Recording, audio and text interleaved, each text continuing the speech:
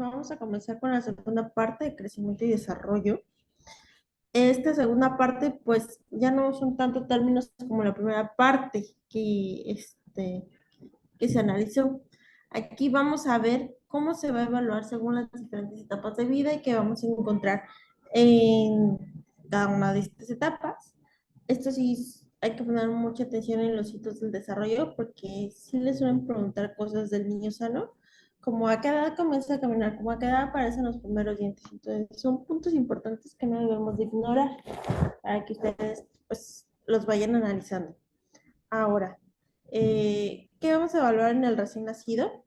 Siempre que tengamos un recién nacido, al nacimiento se tiene que evaluar lo que es el peso, talla, perímetro cefálico, el ponderal, fontanelas, entre otras medidas, como es el perímetro, sí, perímetro abdominal, perímetro torácico, el braquial, segmentos corporales, superior e inferior, y la talla del pie. Esto como un punto de partida para tener las medidas o la somatometría del paciente. En el lactante, estos niños pues ya son un poquito más grandes y podemos evaluar peso, talla, perímetro cefálico, las fontanelas e incluso se puede evaluar la dentición si ya la presenta el paciente.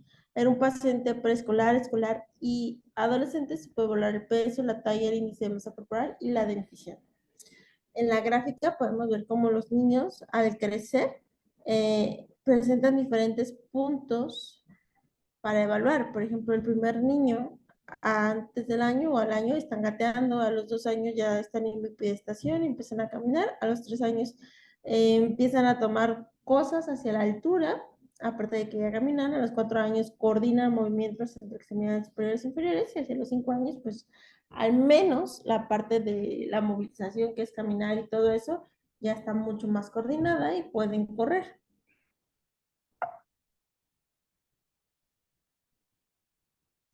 En el recién nacido, la evaluación al nacer, este es lo que se les comenta de la somatometría.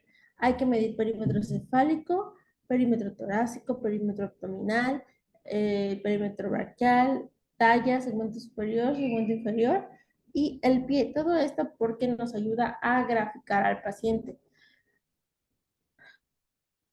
Posterior al nacimiento, lo que se evalúa es la apariencia física, es decir, una evaluación física rápida, porque el tiempo del nacimiento es crucial para evitar que el paciente se llegue a enfriar o como perder temperatura. ¿Qué es lo que van a evaluar? Aquí es lo que van a evaluar en el paciente. Este, tienen que ver que no haya malformaciones, cómo está cabeza, cómo están frontaleras, posición y simetría ocular, narinas permeables, región bucal, si existen o no alteraciones en paladar, cómo se encuentra la lengua, si tienen una obstrucción, si hay presencia o no de dientes, porque recién nacidos que sí nacen con dientes, labios, integridad de los mismos, mejillas, orejas, su posición, cuello cilíndrico, si es corto o largo, tórax, la forma del tórax, porque hay pacientes que nacen con tórax en quila o no en quila, dependiendo de cómo se encuentre, eh, ruidos cardíacos, diagnosticar soplos o no al nacimiento, áreas pulmonares, si hay adecuado entrada salida de aire, a valorar si no tienen alguna alteración. Extremidades, ver que tengan sus 5 deditos, ver que no tengan el pliegue único, ver que tengan adecuada movilización. Posteriormente, abdomen, que no haya megalia, si no hay dolor, si no hay cambios de tamaño, todo eso se tiene que valorar. Después sería región de genitales, que testículos se encuentran extendidos, que la región genital corresponda al paciente según sexo, femenino o masculino, o que no sean genitales ambiguos, y extremidades inferiores, igual integridad de las mismas, movilidad, ver que no existe displasia congénita de cadera, pie, nequino, varo o alguna alteración, que tengan sus 5 deditos y eh, que tenga adecuada fuerza. Entonces, son detalles que se pueden ir vigilando. Y también por espalda hay que ver o evaluar a los pacientes que la columna esté íntegra, que no haya presencia de alteraciones como piromeningocele o alguna otra alteración visible. Y también si el ano se encuentra en adecuada condición, si está perforado o no perforado, todo eso lo tienen que evaluar al nacimiento. ¿Cómo van a clasificar a un recién nacido? En pretérmino, término y postérmino. Dentro de estas también hay otras clasificaciones, pero aquí es para que ustedes lo puedan ubicar. Pretérmino de las 22 hasta las 36.6 semanas de gestación y término de las 37 a las 41.6 y ya pues término después de las 42. Es importante porque si ustedes tienen un niño pretérmino, pueden diagnosticar ciertas patologías que un niño posttérmino no tiene o uno de término y viceversa. Ok, ¿qué van a evaluar al nacer? El peso al nacer nos va a decir cómo fue el crecimiento uterino. Aquí las gráficas para el crecimiento uterino que pueden utilizar son las de Jurado García, las de Lumbocheno o Interwork 21. Este, ¿Qué es lo que se va a evaluar con esto? Que el crecimiento sea normal. Ustedes van a tener a su paciente, lo grafican según su peso y la edad de gestación. Si están dentro del percentil del 10 al 90, como se explicó previamente cómo leer percentiles, recuerden que era la gráfica de la campana. Si su paciente está dentro del promedio, ah, a ver, no sé si recuerden, esta era más o menos una campana. Si su paciente estaba aquí entre el 10 y el 90, todo lo que está en el centro es normal. Entonces el peso de su paciente clasificaría como normal. Tienen que ver para clasificar si fue de término, pretérmino o posttérmino. Y aquí ya evalúan si es de peso adecuado en el percentil del 10 al 90, peso bajo, debajo del percentil 10 o peso grande si es arriba del percentil 90. Esto sí se los pueden preguntar. Entonces tienen que ver si su paciente se encuentra según aquí, su gráfica. Ay, las tenemos así. Aquí la edad gestacional y aquí el peso. Por ejemplo, si un niño tiene 32 semanas, ustedes lo ubican en la gráfica de 32 y pesa 3 kilos, ven el punto donde se intercruzan, que sería más o menos por aquí, y si por ahí pasa una gráfica, pues estaría dentro del porcentaje 50, pero si el punto les queda muy por debajo, pues es un paciente que está con un peso bajo, o si les queda por arriba, es un peso grande. Es lo que vemos aquí. Ustedes van a ubicar las semanas y el peso del paciente. Por ejemplo, un niño de 36 semanas y que esté pesando 1 kilo, pues aquí ubican 36 más el kilo, aquí está. Pues es un niño pretérmino y ya ubican aquí que es PEG, que es peso pequeño para la edad gestacional. Entonces, es así, se tiene que valorar. La ventaja de esta gráfica, que es la del doctor Jurado García, es que nos sirve tanto para hombres como para mujeres. Aquí otra gráfica también nos dice sobre el crecimiento intrauterino. Ubicamos las semanas de gestación, el peso y vemos si es adecuado o no para la edad gestacional. Esta gráfica también nos habla eh, de Luchenko, pero es del año 66, el peso para la edad gestacional. Ventaja que te marcan niños desde las 24 semanas. Y luego dice que hasta las 43, pero regularmente es hasta las 42. Y aquí ya te ubicas si es pretérmino, de término y en qué percentil se encuentra. Si está entre el 90 y el 10, es decir, entre estas líneas rojas, es un peso normal. Aquí, estas gráficas de Oxford, la ventaja que tienen que son un poquito más específicas porque son dirigidas a tanto hombre como para mujer. Y te dice de qué a qué semana va. Entonces aquí puede ubicar de la 33 a la 43 y también lo ubicamos, está dentro del percentil 90 o dentro del percentil 10. Dentro de estas dos líneas negras está normal.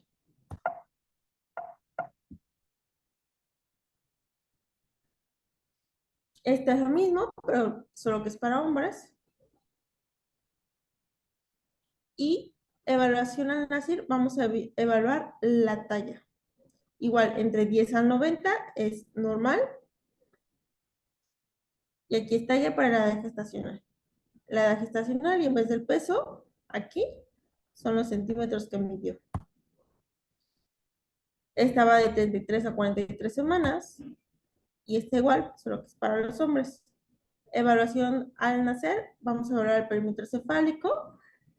Aquí también vamos a usar gráficas para el perímetro cefálico, ya sea las del 5 o las tablas de 21. Igual, se va a utilizar para sentir del 10 al 90 dentro de la normalidad y son las que vemos aquí. Ubicamos la edad gestacional, cuánto midió la circunferencia, por ejemplo, un niño de 27 semanas que haya medido 24 centímetros, pues ubicamos 27 y vemos dónde cruza con 24 y vemos que está en el percentil 25. Entonces, entre el 10 y el 90 es normal, ¿vale? Para que ustedes grafiquen a sus pacientes. También hay gráficas para mujeres y para hombres. Aquí, ¿qué vamos a evaluar en la cabeza del paciente? Vamos a evaluar la, ay, las suturas. Aquí, ¿qué evaluamos? El tamaño es que estén abiertas o no. Hay varias suturas que vamos a evaluar y que nos van a dar varias fontanelas. Las fontanelas que más nos rigen en pediatría va a ser la anterior y la posterior, porque son las que más se van a palpar y las cuales van a ser más valorables. Por ejemplo, la fontanela anterior, si la vemos en una vista superior, es esta. Va a ser el espacio entre el hueso frontal y el parietal. Y aquí la vemos en una opción romboidea. Cuando ustedes midan estas fontanelas, no lo hagan hacia lo largo, sino se miden en diagonal, es decir, así, como un tache. Vamos a medir la distancia de aquí a acá y de aquí a acá.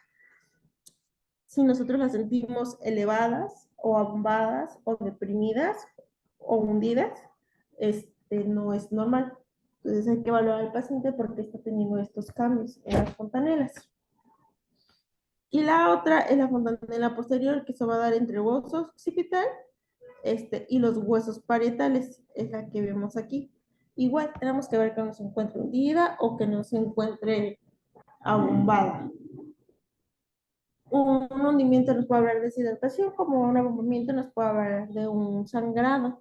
Entonces, todas las patologías se pueden sospechar, sí, pero debemos tener clínica para evaluar a estos pacientes. Hay otras como la sutura coronal, que nos va a dar la fontanela esfenoidal, pero no son las más utilizables para valorar estos síntomas, y la fontanela mastoidea, para que las conozcan. Pero por las que más nos regimos es con la anterior y la posterior. En el recién nacido, vamos a evaluar el anterior, el tamaño que va a ser de 2.5 a 5 centímetros. Su medición va a ser antero-posterior y transversal, y el resultado lo van a dividir entre dos. Esto nada más para que sepan cómo pero con que se aprendan el tamaño que es de 2.5 a 5, con eso, porque eso sí se los pueden preguntar. Y su cierre va a ser en los primeros 19 meses. Hacia los 26 meses de vida ya se va a cerrar en el 100% de los casos. La posterior tiene que medir menos de 1 centímetro y se va a cerrar en la etapa neonatal. Algunos dicen que incluso se puede tardar en cerrar hasta los 6 meses, ya posterior no es normal. Para la restricción del crecimiento intrauterino también vamos a evaluar el peso, y si está por debajo del percentil 3 o tiene un peso debajo del percentil 10, la circunferencia está debajo del percentil 10, una longitud debajo del percentil 10, podemos hacer el diagnóstico prenatal de una restricción del crecimiento intrauterino, así como antecedentes de la madre como hipertensión, preeclampsia e infección congénita.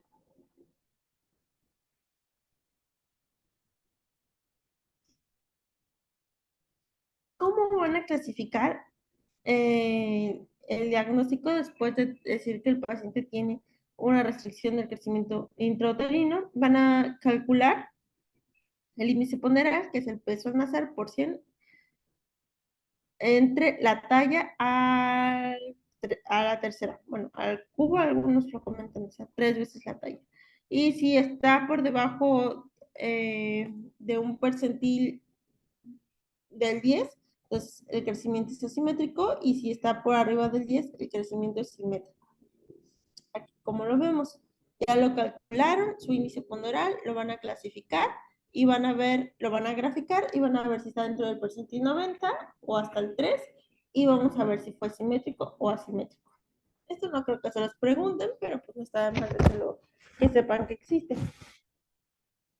Para el recién nacido, ¿cuáles pueden ser las causas de un retardo en el crecimiento intrauterino? Enfermedades genéticas, y en el asimétrico a una insuficiencia placentaria o por alguna patología materna. De aquí lo que se pueden aprender es cómo van a ver al bebé. Si es simétrico, va a ser proporcionado, o un feto desproporcionado si es asimétrico, las causas y su frecuencia. La más frecuente es un crecimiento asimétrico, es en el 80% de los casos, y se puede ver hasta después de las 28 semanas. El pronóstico va a ser variable si se evita la hipoxia, y esto es por una insuficiencia placentaria en la mayoría de los casos. ¿Cómo lo van a diagnosticar? Con un ultrasonido obstétrico y ya de manera pediátrica, es decir, después del nacimiento, con el índice de Roger. ¿Cuál es la importancia?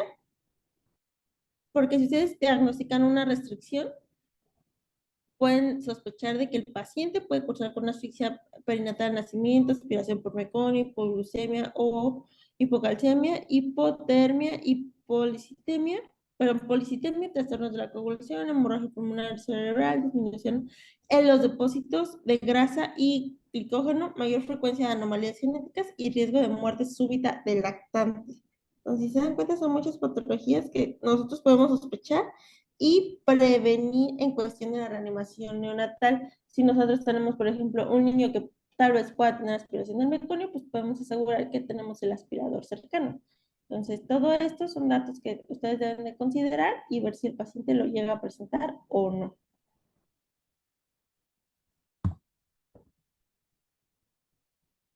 Ahora, evaluación después del nacimiento. Al peso. En la primera semana, en los recién nacidos, pueden perder del 5 al 10%, y en los pretérminos del 10 al 15%. Esto es más por la cantidad de agua. Un paciente pretérmino, muchas veces, según cómo lo valoremos, su porcentaje de agua corporal es mayor que uno de término, porque ellos ya tienen una composición un poco más entre agua y grasa. Las causas: se disminuye el agua corporal, pérdidas de las reservas de glucógeno y del tejido graso. ¿Cuál es la ganancia de peso en un paciente pediátrico? En el detérmino debe de tener una ganancia de 20 a 30 gramos al día, y en el pretérmino de 15 a 20. Y al pesar los 2 kilos, quiere decir que ya iguala a uno de término y tiene que ganar lo mismo que uno de término, de 20 a 30 gramos al día. ¿Y cómo van a ganar peso? Con tejido graso y muscular. Entonces, es lenta su ganancia, sí, pero debe de ser constante. Si nosotros notamos que el bebé no está subiendo de peso, que se mantiene pequeño todo el tiempo, hay que ver aporte de calorías, infecciones u otras patologías subyacentes. ¿Cómo van a evaluar al paciente? De término, en cuestión de su crecimiento, va a ser talla por semana. Va a crecer en promedio 0.7 centímetros y en el pretérmino 1.4 centímetros. El perímetro cefálico va a disminuir el perímetro 0.5 la primera semana de vida, y esto porque se pierde líquido, pero va a aumentar después en los de término de 0.3 a 0.5 centímetros por semana, y en los pretérminos hasta 0.9 centímetros por semana. Si nosotros notamos que el perímetro cefálico crece más de 1.25 centímetros por semana, podemos pensar que se puede tratar de hidrocefalia o una hemorragia interventricular. Y si no hay ganancia mínima o es nula, podemos pensar en microcefalia. Siempre se sugiere medir semanalmente y esto para ver que no hay alguna alteración neurológica y si lo hay, se mide hasta el tercer día.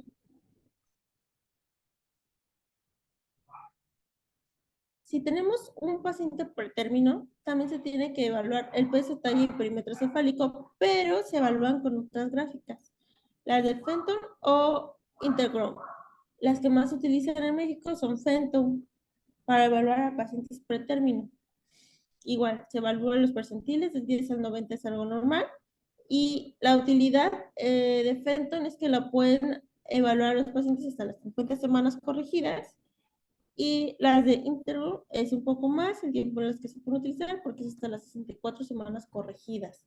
Corregidas quiere decir, ustedes tienen un recién nacido, lo clasifican al nacimiento como un capurro de 30 y según cada día de vida extrauterina se le va sumando a estas semanas. Por ejemplo, un niño de 14 días serían 2 semanas y nació de 30, entonces tendría 32 semanas corregidas. Y aquí tenemos la de Fenton para hombres y vemos aquí que nos puede evaluar el peso, perímetro cefálico y la talla. Este es para mujeres, nos evalúa lo mismo. También tenemos las otras gráficas en base a si son niños o si son niñas. Para los pretérminos hombres, pretérminos mujeres y el recién nacido que vamos a evaluar.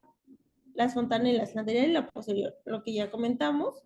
Y en el lactante vamos a evaluar peso, talla, perímetro cefálico, fontanelas y la división. En el lactante, ¿qué vamos a ver? Estos sí son datos que les pueden preguntar, que les pueden decir, llega madre a la consulta y les pregunta cuánto ha ganado mi paciente de peso. ¿Es adecuado o está bajo de peso? Entonces ustedes pueden calcular, si por alguna razón no tienen las gráficas, pueden calcular en base a esto. Aquí pueden ver que en los primeros 4 meses va a ganar 750 gramos al mes, en los segundos 4 meses 500 gramos al mes y en los terceros 4 meses 250 gramos por mes. Entonces son datos que nos hacen dirigirnos hacia un crecimiento. Las gráficas de la CDC nos habla de percentiles y los de la OMS también podemos usar percentiles o puntuación Z. El percentil del 3 al 97 o del 5 al 95, según como esté graficada, es normal y la puntuación Z de menos 2 o más 1 también. Para que recuerden que les digan, se encuentra en un peso con el percentil 90. Entonces, es normal. Pero si le dicen, tiene un peso en el percentil 100, ah, no, pues ya se encuentra elevado. La talla. Aquí también se pueden aprender cuánto va creciendo un paciente. Los primeros 4 meses crece 3 centímetros por mes. En los segundos 4 meses van a ser 2 centímetros por mes. Y en los terceros 4 meses, esto es dentro del primer año de vida, va a crecer 1 centímetro por mes. Y también podemos utilizar las gráficas de la CDC o de la OMS.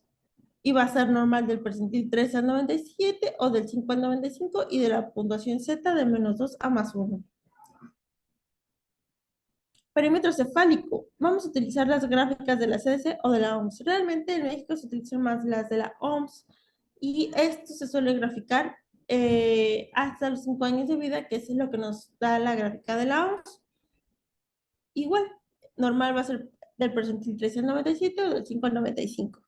En el peso, ya a partir del segundo año de vida, va a aumentar 200 gramos por mes. Los percentiles van a evaluar lo mismo, nada más es cuestión de aprendérselos. La talla va a aumentar 1 centímetro por mes y el perímetro cefálico, aquí se tiene que graficar y va a ser normal del 3 al 97.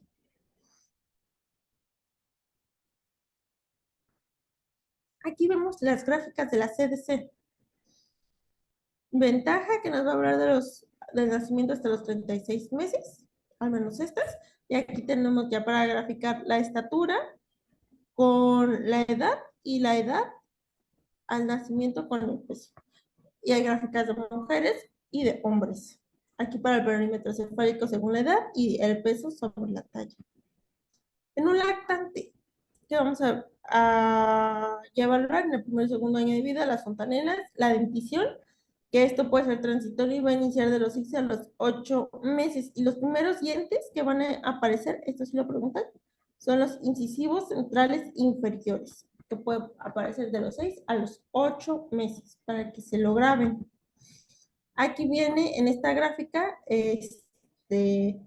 cómo es que los pacientes pueden tener la aparición de los dientes. El incisivo central inferior de los 6 a los 10 meses, en promedio a los 8, y hasta los caninos inferiores van a estar hasta los 20 meses y en promedio de los 17 a los 23 meses. Preescolares. Aquí vamos a evaluar peso y talla y van a tener un aumento de 2 kilos por año y una talla de 6 a 8 centímetros. Y también se van a utilizar gráficas de la CDC o de la OMS. El perímetro cefálico de los 2 a los 3 años utilizamos también para evaluar las gráficas de la CDC o de la OMS.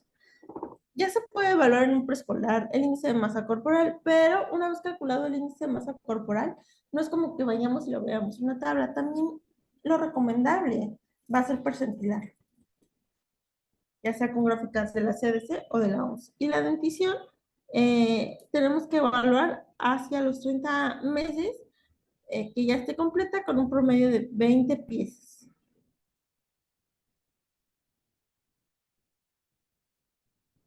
Aquí, por ejemplo, vemos que el segundo molar aparece hacia los 27 meses y el segundo molar superior va a aparecer alrededor de los 29 meses. Aquí, en los escolares, vamos a ver que el crecimiento va a ser más lento. Este, y algo que sí es típico de esta edad es que la cabeza va disminuyendo su proporción en comparación con las extremidades, porque las extremidades van a aumentar de longitud, pero la cabeza va a perder tamaño en comparación con el cuerpo. El peso. Van a aumentar de peso de 3 a 3,5 por año, kilos, y la talla de 5 a 7 centímetros por año. Y también se grafica. El índice de masa corporal, aquí ya podemos utilizar tablas porque son adolescentes, pero también lo ideal es graficar. La dentición permanente va a iniciar alrededor de los 6 años y en promedio se van a reemplazar 4 dientes por año. Esto durante los siguientes 5 años de vida del paciente. Aunque pues es variable, porque hay niños que pierden más dientes, ya sea por caries, ya sea por golpes o de forma natural, y otros que tardan más. La adolescencia, bueno, pues aquí ya son temas que van a abarcar valoraciones, porque va a tener un crecimiento tanto somático y funcional. Empieza a tener un crecimiento acelerado, también los hombres, tanto hombres como mujeres, y aquí pues va a haber una etapa donde se alcanza cierta madurez tanto biológica y psicológica debido a que comienzan los cambios físicos para que el cuerpo se prepare para la procreación y llegar a una vida adulta. Entonces, estos cambios a veces a los adolescentes les cuesta la adaptación, terminan con valoraciones psicológicas y también por parte del servicio de pediatría. Y van a evaluarse en lo principal peso, talla e índice de masa corporal.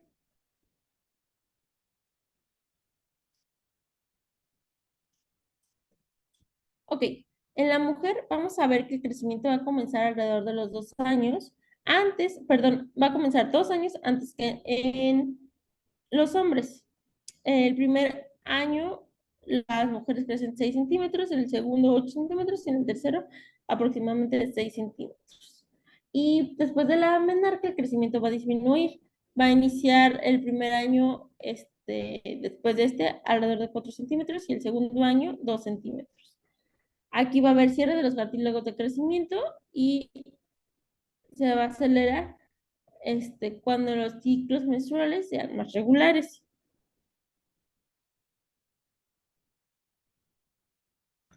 Algo que sí deben de saber es que a veces les dicen a los pacientes, su niña ya comenzó con sus periodos menstruales y les van a decir, sí, bueno, entonces ya no va a crecer. A veces son niñas que son chiquitas y no las puede ver un endocrino, pero pues ustedes pueden sugerir que hagan ejercicio y explicarles que aunque ya empezaron sus periodos menstruales, todavía tienen un lapso de 2 años para que cierren los núcleos de crecimiento y pues la oportunidad para que sus pacientes puedan seguir creciendo y practicar un deporte. En el hombre, va a haber un aumento de talla en el primer año de 7 centímetros, en el segundo de 9, tercer año de 7 y en los siguientes 3 años va a ser de 2 a 3 centímetros por año. Y su estatura final la van a alcanzar entre los 17 y 18 años. Y el aumento de peso va a ser de 20 kilos en promedio durante esta etapa, es decir, 20 kilos durante la adolescencia. También se va a graficar de los 2 a los 20 años por la CDC, al igual que el índice de masa corporal. Y no sé si haya dudas. Como tal, son temas donde son puntos clave en cuanto tienen que aprenderse de cuánto va creciendo por año, cuántos gramos va creciendo, ya sea adolescente o niño, pero con eso, si ustedes se los aprenden, van a poder hacer la operación bien rápido en su mente mientras están en el NAP y ganarse esa respuesta extra.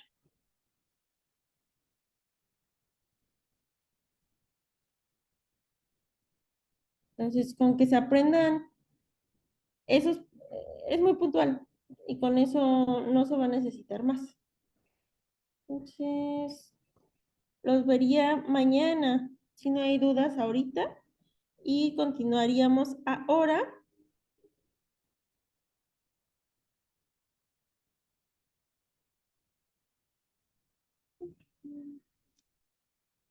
con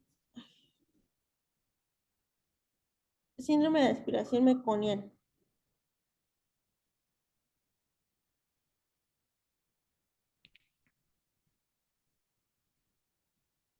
Es combinado, es guía de práctica clínica más la OMS, pero las guías de práctica clínica se basan en las de la OMS, entonces de ahí pueden sacar los datos. Entonces está muy resumida esta clase. Pero así, literal, esos puntos, esas gráficas, son las de la OMS y es en la que más se basan. Yo les puse otras gráficas por si se las llegan a poner, pero la guía de práctica clínica va primero OMS y luego CDC.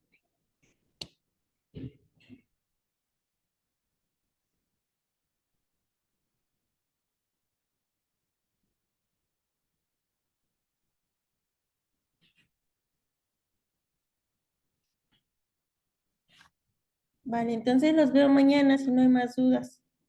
Que descansen.